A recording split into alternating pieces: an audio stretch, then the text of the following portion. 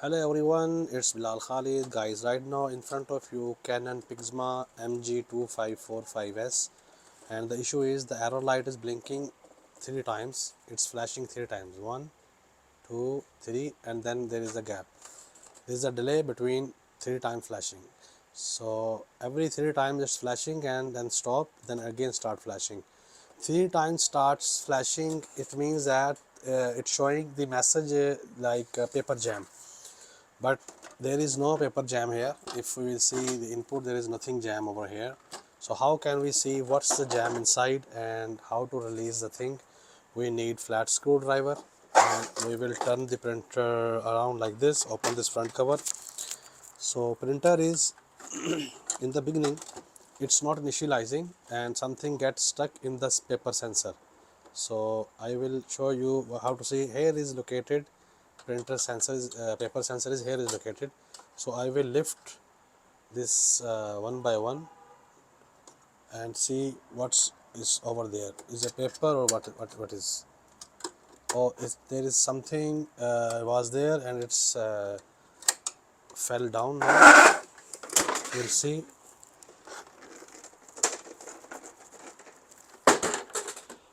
Okay, it's cotton bud. It's cotton bud over there that was stuck into the paper sensor. So I will move the cover, then I will show you. That's what it was, cotton bud. So I will turn the printer around like this, and which you can see it's fell down. This was inside. Now I don't think it's nothing else over there.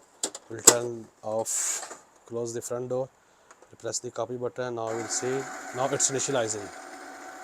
Look, before it was not initializing, and it's initializing now, and there is no more error. So actually basically 3 times blinking problem was due to paper jam or something jam near the paper sensor.